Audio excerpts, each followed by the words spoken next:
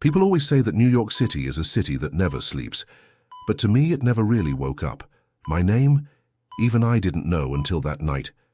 I was just another shadow dragging myself through the streets downtown, one among many that nobody bothers to see. I've lost count of how many winters I've spent underneath the Brooklyn Bridge, sharing cardboard with others forgotten like me. Subscribe to my channel, and I'll tell you my story. That night was different. The wind wasn't blowing as usual. It seemed to have a life of its own, whispering things I couldn't understand. The streetlights flickered in a strange way, as if trying to warn me of something. You know when you feel like you're being watched? It was worse than that, much worse. I was near the Manhattan Bridge when everything happened. The East River flowed below, black as always, swallowing the reflections of the city lights. It happened so quickly I barely had time to scream. Strong hands grabbed me from behind, a violent push, and suddenly the world turned upside down. Have you ever fallen from that height? It's like time stops for a second before the impact that changes everything. The water was freezing cold. It filled my lungs like thousands of ice needles. I tried to swim, but I no longer knew which way was up or down. The current dragged me, spinning my body like a rag doll. And then I saw something that shouldn't have been there, in the depths of that polluted river. Something that moved without making waves, that watched me without having eyes. When I thought it was all over, there came silence. A silence so absolute it made my ears hurt. And suddenly, I felt rough ground beneath my body. I was alive, thrown onto the riverbank, spitting dirty water and shivering with cold. But I wasn't alone. He was there, standing in front of me. He wasn't like anything I'd ever seen before. It was as if he was made of pure light, but not ordinary light. It was something more intense, more real than anything around me. And his eyes seemed to see through me as if they knew every moment of my existence. That's when he spoke my name. A name I had never heard before, but that resonated within me as if it had always been mine. Have you ever had that feeling that your entire life was just a dream, and that only now are you truly waking up? That's exactly how I felt in that moment. All the hunger, all the cold, all the loneliness, everything seemed to disappear for an instant. But along with that peace came something else, something that made my blood freeze in my veins.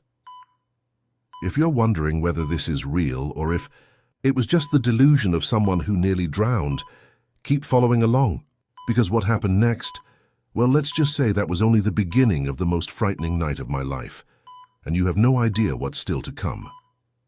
When the light disappeared, taking that celestial figure with it, I realized something was deeply wrong.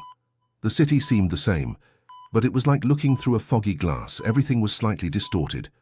The streetlights on Broadway blinked in impossible sequences, as if sending coded messages.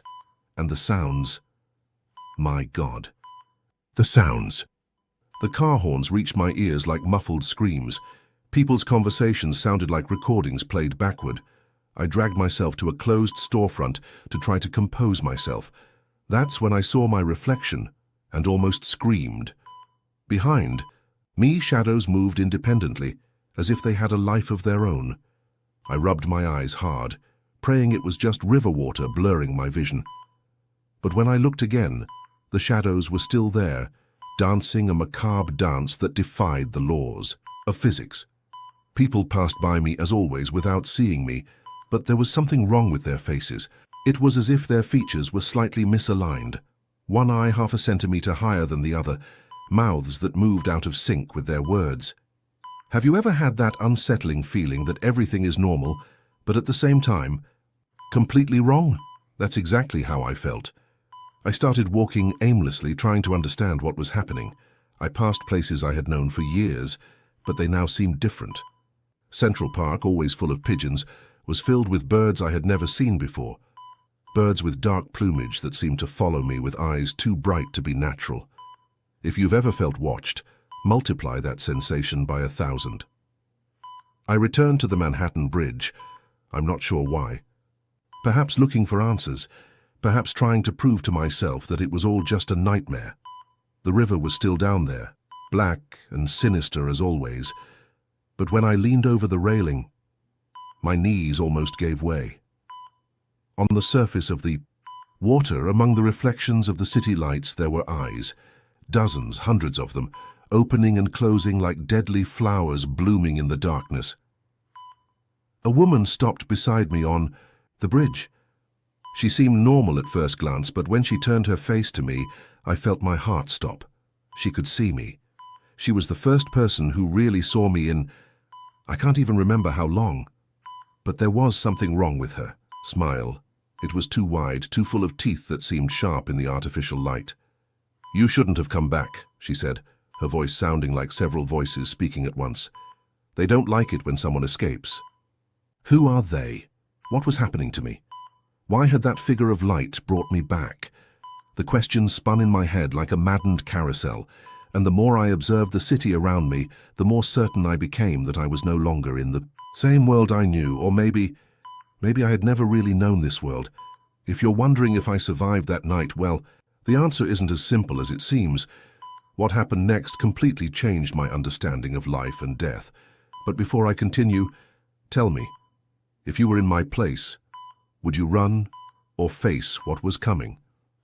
Because the decision I made at that moment defined not just my fate, but perhaps the fate of the entire city. I chose to face it. Perhaps for the first time in my life, I decided not to run. The woman with the impossible smile continued staring at me, her head now tilted at an angle that no human neck should allow. That's when I noticed something even more disturbing. She had no shadow, none of the people around us did. "What are you?" I asked, surprised by the firmness in my own voice. She laughed, a sound that resembled breaking glass. "We are what we've always been. You just never saw us before, but now—" She stretched her arm toward me, her fingers too long, extra joints where they shouldn't exist. "Now you're between worlds, neither alive nor dead like us." The truth hit me like a punch. The words of that figure of light, the name he had given me, it wasn't just a name. It was a key, a revelation. I closed my eyes and whispered it. "Claire." The sound reverberated through the air like a shockwave, making the streetlights explode in cascade. When I reopened my eyes, the city had changed again. Now I could see through the layers of reality, like transparent pages of a book, superimposed. I saw New York City as it truly was. Not just buildings and streets, but a living organism, pulsing with untold stories, with forgotten lives like mine had been. The woman, or whatever she was, retreated. Her smile faltered for the first time. "You shouldn't know your true name. He shouldn't have told you." "Why did you throw me off the bridge?" I demanded, stepping forward. Each word I spoke seemed to carry a new weight, a strength I never knew I had. "Because you could see us," she hissed. "Even before, even without knowing, you could see us, and that couldn't continue." The shadows around us began to condense, taking vaguely human forms. Familiar faces emerged from the darkness, people I had seen on the streets over the years, who had pretended I didn't exist. But now I understood. They weren't people. They never were. The figure of light had given me more than a name. It had given me the ability to see the truth. New York wasn't just a city that ignored its invisible ones. It was a battlefield between realities, where beings like those fed on forgetting, on indifference, on loneliness. "You have a choice," the woman said, her form now oscillating between human and something completely different. "You can join us, become truly part of this world between worlds, or I can make you stop," I completed, finally understanding my purpose. The name I received wasn't just a name. It was power. The power to be seen, to make others be seen. And for creatures that fed on being forgotten, there was no greater threat. I raised my voice and began to speak. Not just my name, but the names of everyone I had met on the streets, all who had been forgotten like me. Each name was a light, each story a flame that pushed the shadows away. The woman screamed, a sound that made the windows of buildings shudder. The city trembled. For a moment, the layers of reality completely separated, and I could see New York in all its versions at once. I saw what it had been, what it was, and what it could be. I saw other people like me, trapped between worlds, beginning to wake up. When the sun rose that morning, something had fundamentally changed. The creatures had retreated, but they hadn't completely disappeared. The city still had its shadows, its untold stories. But now there was someone who could see them, name them, give them a voice. I'm still here walking the streets of New York. I still see things others don't, but now I know why. And if you're reading this and wondering if you too can see beyond the veil of reality, pay attention to the shadows that move in the wrong way, to the faces that don't seem quite right, to the eyes that shine with ancient knowledge. Because sometimes being thrown off a bridge isn't the end of the story. Sometimes it's just the beginning.